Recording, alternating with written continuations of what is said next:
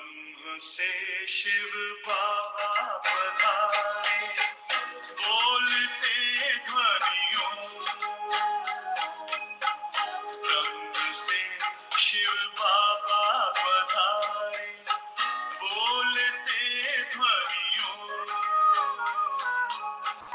ब्रह्म मुख से मधुर वाणी, बोलते ध्वनियों।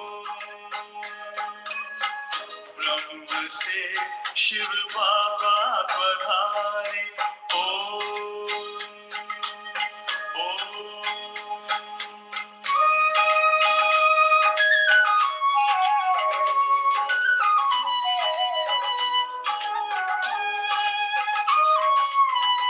ओम की इस मधुर ध्वनि से किया परिवर्तन, प्रेम शांति सिखा के बदला सभी का जीवन। आदिदेव प्रजापिता श्री, बोलते ध्वनियों। ब्रह्ममुख से मधुर वाणी, बोलते ध्वनियों। ब्रह्म से शिव बाबा पधारे, Om Om.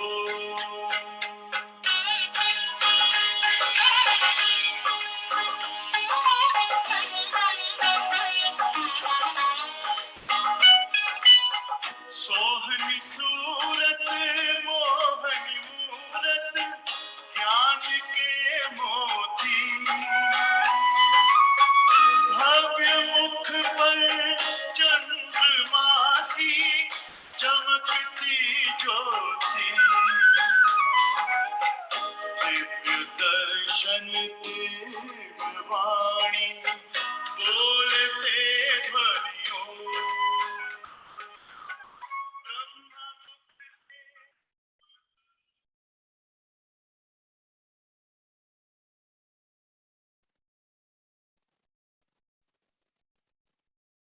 Om Shanti, good morning and welcome back to the series Pavitrata, the series on purity, 28 days. We continue with taking inspiration from the teachings of Raja Yoga.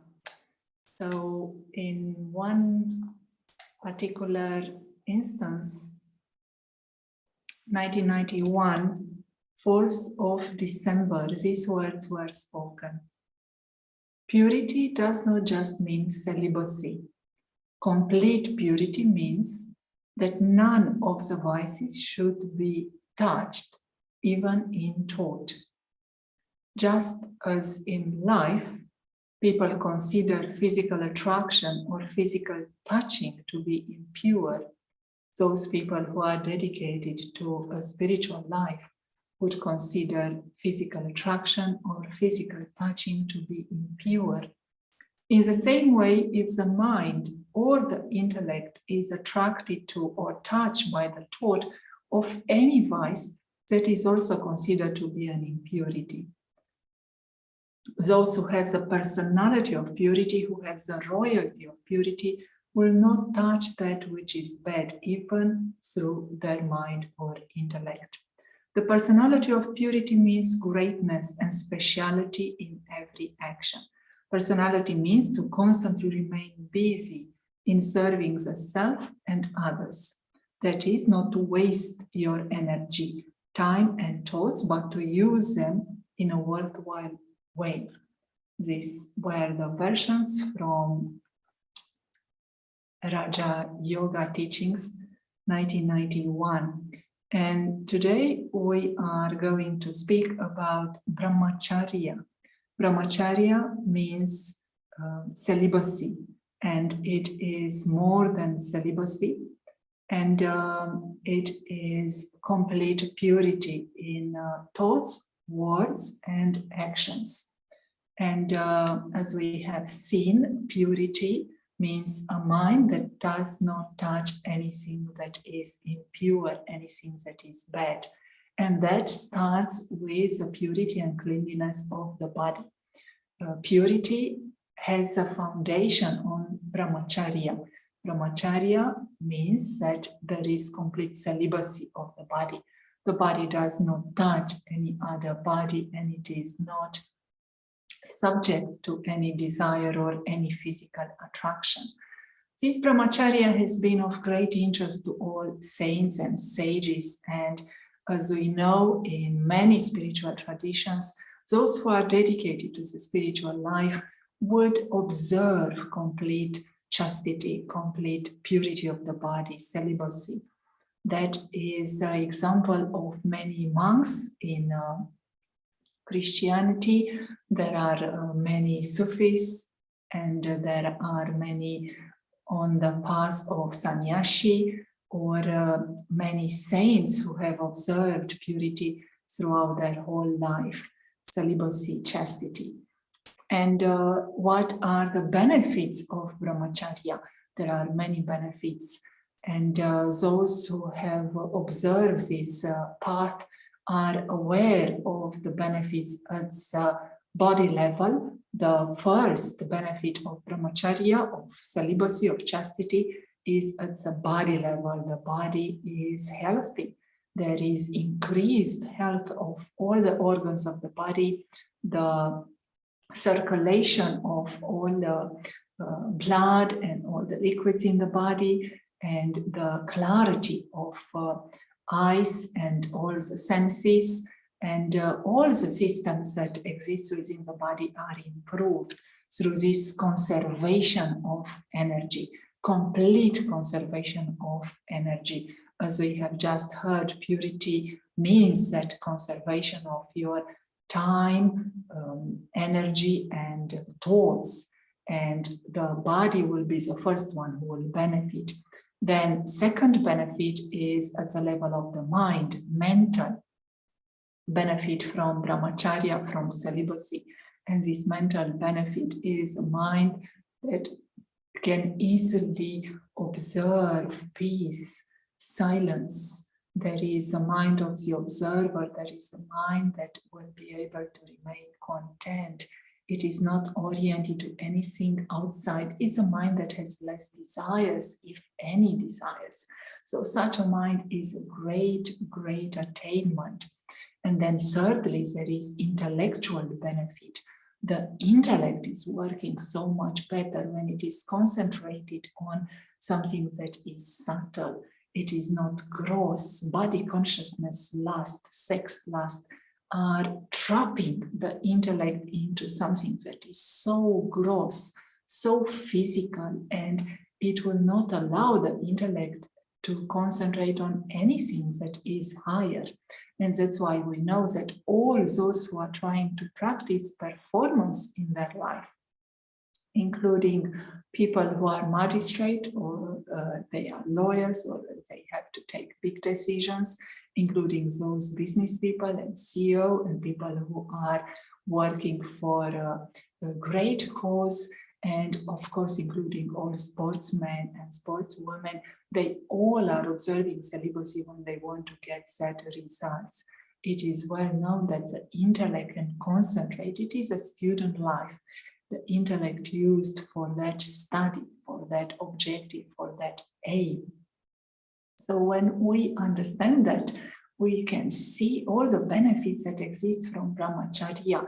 There are benefits at the moral level, fourth. So body, mental, intellectual, moral. The one that has no physical desire cannot be corrupted, cannot be bought, cannot make compromises. And then there is benefit at the spiritual level. Spiritual level means that the soul can fly, the soul can realize his potential.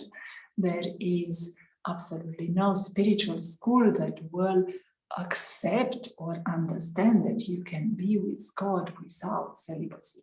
You cannot fully realize the potential of the soul, of the spirit, of the heart and the mind and the intellect, if there is not that complete dedication to the soul, first of all, and then to God. So spiritual benefits are tremendous, and it is in our awareness that all these sages and sadhus and sannyasi and saints in all cultures around the world have done this celibacy with so much natural interest and dedication. And then another benefit, 6, is a benefit at the level of the finances. You become lucky. Those who have not tried that, they should try it. When there is celibacy, when there is Brahmacharya, when there is that life in chastity, everything becomes a fortune. There is just fortune all around the soul. There is lucky. There is observation of very good finances. The intellect is clear to take the best decisions for the benefit of this one and the benefit of many others. So there are so many benefits from Brahmacharya. We are exploring these benefits in the series that we have started, and we will discuss more about Brahmacharya. Let us see one example. There is an example of Saint Kabir. Saint Kabir is a saint who lived in India in the 14th century, and he was very well known as a poet, and he wrote many beautiful poems. But before becoming a poet, before becoming that one who was dedicated completely to spiritual life and to God, he has been through this family life. And very quickly after he started that family life, he realized that there is nothing that sex, lust, that physical desire can offer me. So he completely renounced all of that. And he is describing it. Where there is lust, there is not the name of the Lord. Where there is Ram, there is no sex lust. Ram meaning God. The twain shall never meet. The two of them shall never meet, which means lust, desire for body, and Ra, God. The twain shall never meet. As the sun and the darkness do never meet. So according to his understanding, when there is sex, lust, desire for the body, and when there is desire to be with God, that two cannot meet, that two cannot reconcile. Further down, he says, I did not know the truth when I took a woman to be my wife. But when it dawned on me that that was vice, I renounced all of that. Kabir is very well known for his beautiful poetry. And this soul who has started to search for God and to understand God, and who has taken such a strong position against vice, against lust, and who understood the benefits of Brahmacharya.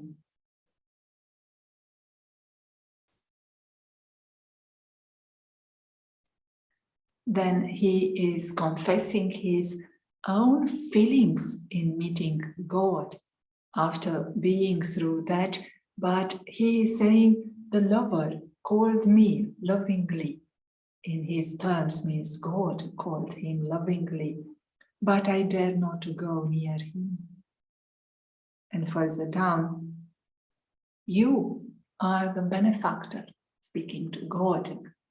Saint Kabir is saying, you are the benefactor. You are the killer of the vice. Mend me, my Lord, otherwise I do not know how I can go up to you with soiled clothes on. So soiled clothes means for him the body.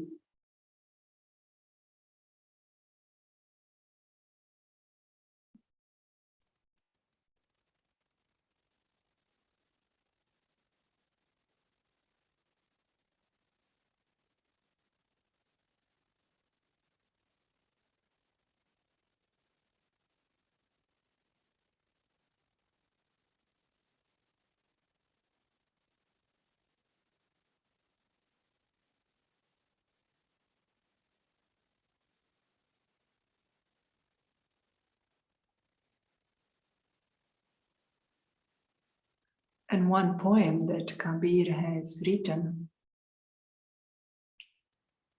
"Oh brothers, the love of God is sweet. It is conferred by the Master and grows sweeter every day.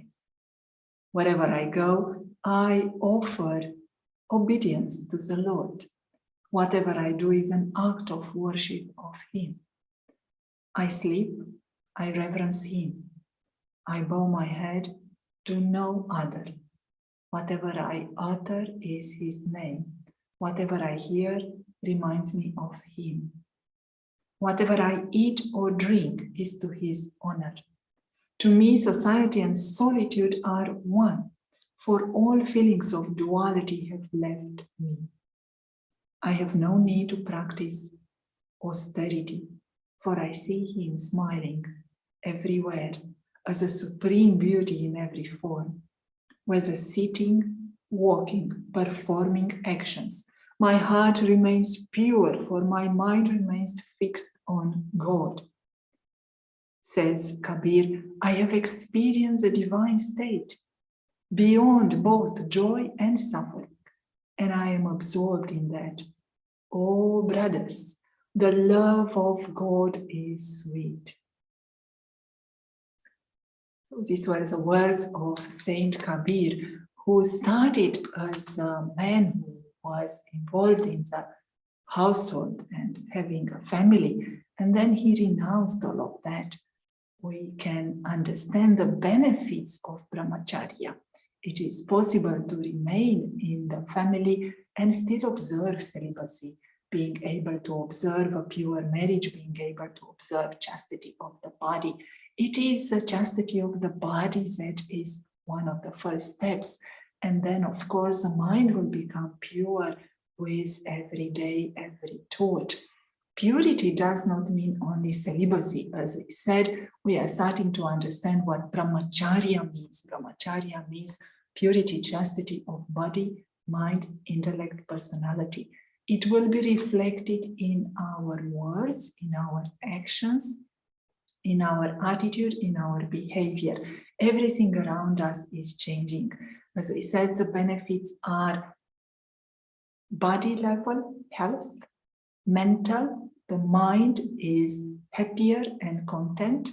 Intellectual, the intellect is working much better. We can have success and we can have very good performances because there is concentration. Benefits at the moral level, that voice of consciousness, we can listen to it and do what is right for us and what is right for others. Benefits at the spiritual level, the soul can know himself. Leave aside God, the soul in itself does not know who they are. No one right now is awake. No one really knows their potential. No one really knows who they truly are. Purity is a foundation of being able to know ourselves.